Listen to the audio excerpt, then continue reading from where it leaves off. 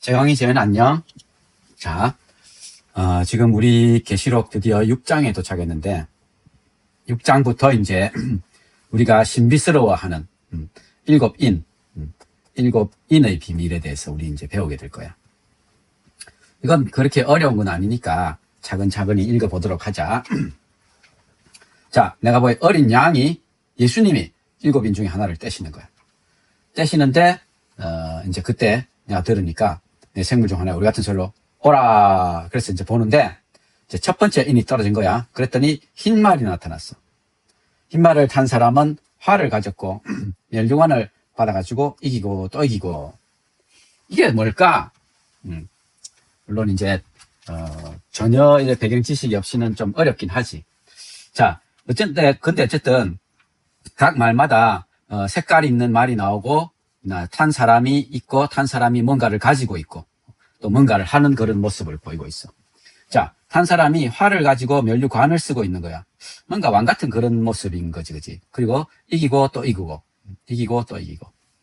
그래서 그 뒤에 계시록 뒷부분에 가면 흰 말을 탄 예수님과 그 뒤를 따르는 하늘의 군대가 나오거든.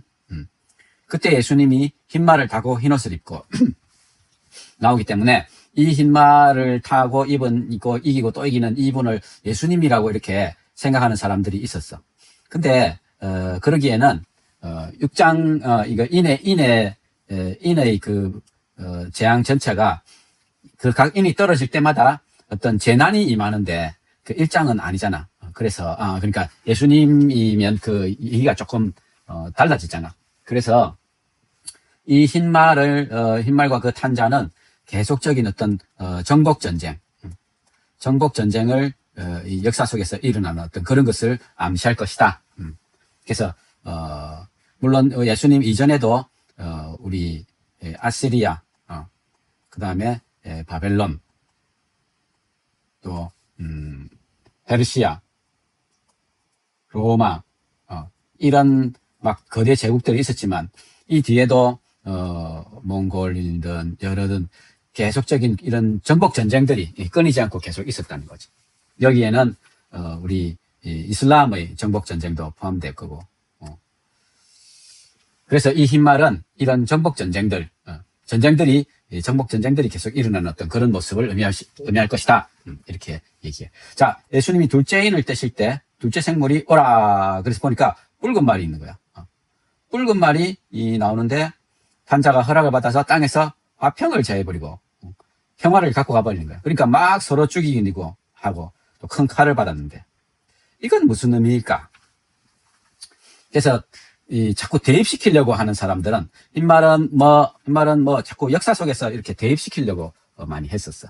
그래서 사람들은 붉은 말을 이 붉은색을 의미하는 붉은색을 그 혁명의 색깔, 그래서 공산당의 색깔, 공산주의를 의미한다. 뭐 이런 식으로 해석을 했는데 이런 식으로 해석을 하면 성경은 그렇게 해석해서는 안 돼.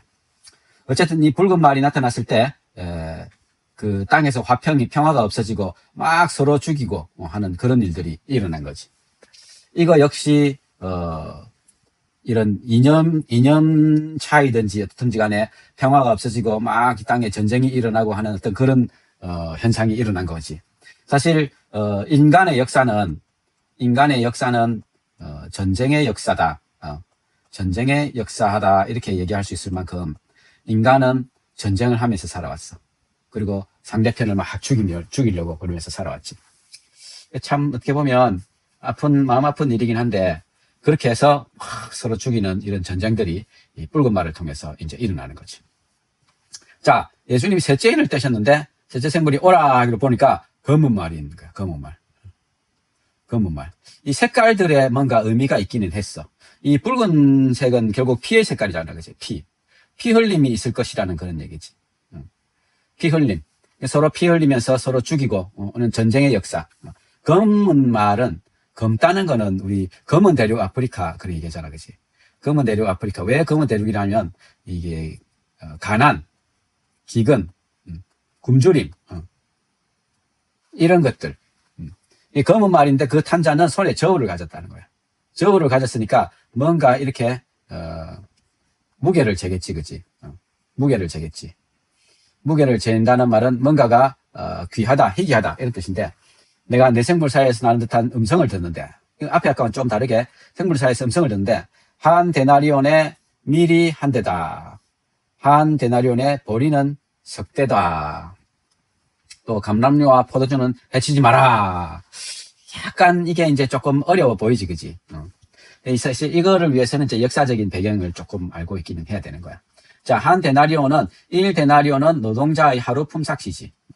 노동자가 밖에 가서 일하면 한 데나리온을 받게 되는 거야. 예수님의 그 포도원 품꾼 비유도 그런 거지.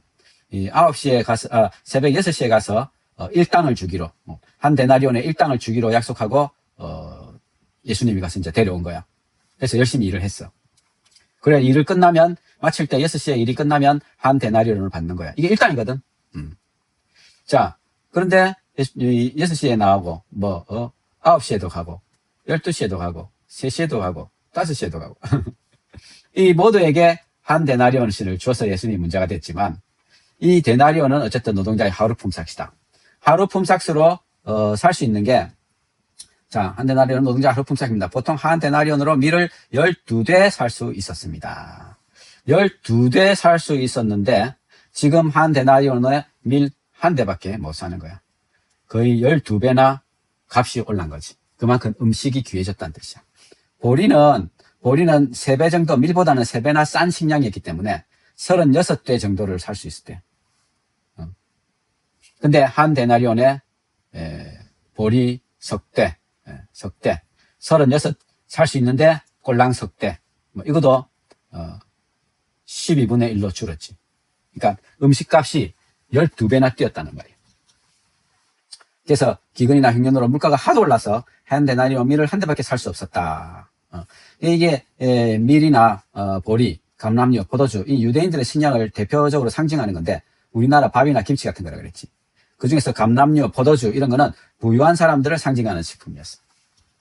실제로 이 로마 지배를 받고 있던 당시에 기근이 너무 심해서 가난한 사람들이 먹을 게 없어서 저 알을 잡아먹었다는 요세푸스 기록도 있었대.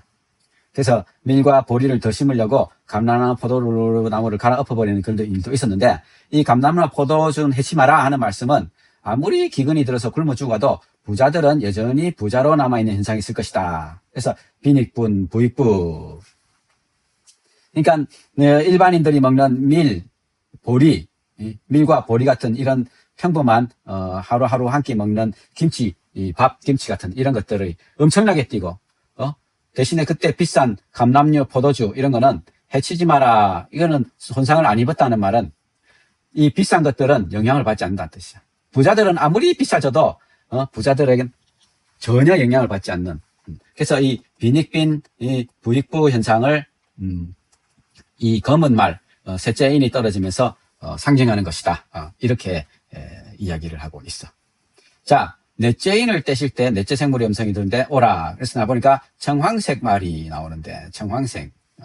이게 다른 한글 성경에는 창백한 색깔이다, 창백한 말이다. 영어로 이제 pale. 꼭 이제 뭔가 이게 사람이 죽으면 창백해지고 색깔이 이제 청황색이 되는데, 그런 색깔. 이게 시체 색깔. 시체 색깔인 것처럼 그렇게 이제 그 말이 이제 청황색 말이 나타나는 거야. 그 탄자의 이름은 사망이었고 음부가 그 뒤를 따르는 거야. 사망과 음부. 그러니까 죽는 거지, 죽는 거. 그들이 땅 4분의 1의 권세를 얻었어. 땅 4분의 1. 이것도 참 중요한데, 4분의 1을 권세를 얻어서 검으로니까 막 전쟁과 싸움으로, 흉년으로, 흉년은 또 나왔지만 흉년으로, 사망으로, 땅의 짐승들로 죽이더라. 여기에는 아마 우리 얼마 전에 있었던 코로나도 그렇고, 지금 아프리카에 엄청나게 유행하고 있는 에볼라도 그렇고, 이런 것들이 있었을 거야. 그래서 이 말들이 흰색, 붉은색, 검은색, 청황색 말들이 나올 때마다 그에 해당하는 이런 현상들이 일어나고 그렇게 된 거지. 결국 사실 이 역사의 흐름들을 설명하시는 건데, 특히 청황색 말의 경우에는 우리 유럽의 패스트가 유행했었잖아. 패스트. 쥐를 통해서 매개되었던 엄청난 이 패스트. 유럽 인구의 거의 3분의 1에서 4분의 1이 죽었다고 그러잖아. 3분의 1 정도가 오히려 더 가까울 것 같아요. 한 3분의 1이 죽었으니까, 정말 어마어마한 사람들이 죽었지. 이때 중세 때 너무 많이 죽어서, 이 장례를 집전할 사제가 없어가지고, 막 그런, 이야기도 있고. 어쨌든, 이렇게 해서, 이런 재앙들이 지금 이제 일어나고 있고, 사실은 지금도 일어나고 있지.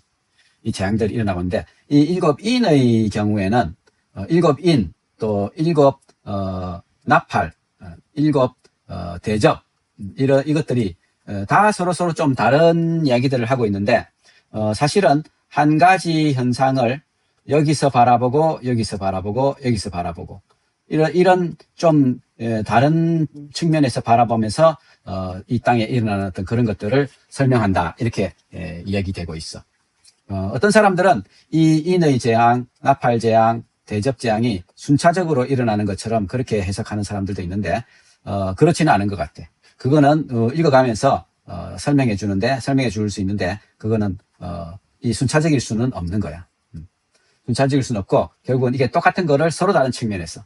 그래서 인의 재앙 같은 경우는 어떤 인간 역사적인 그런 측면에서, 나팔의 재앙 같은 경우에는 아마 이 자연계에 일어나는 어떤 그런 거. 대접의 재앙의 경우는 어떤 영적인 세계에서 일어나는 그런 것들. 이런 것들을, 얘기한다. 그렇게 얘기해서 오늘은 요까지만, 네 번째 인이 뜰 때까지만, 이렇게 읽도록 할게. 재앙이 재현아, 지금 인의 재앙이 떨어졌지만 그대로 지금 세상이 흐르고 있는 게 너무 분명하지, 그치? 앞으로 계속 읽으면 더 이렇게 우리가 얼마나 말세를 살고 있는지 확실하게 알게 돼. 자, 우리 이 말세에 예수님만 붙들고 살아야 해. 알았지? 파이팅!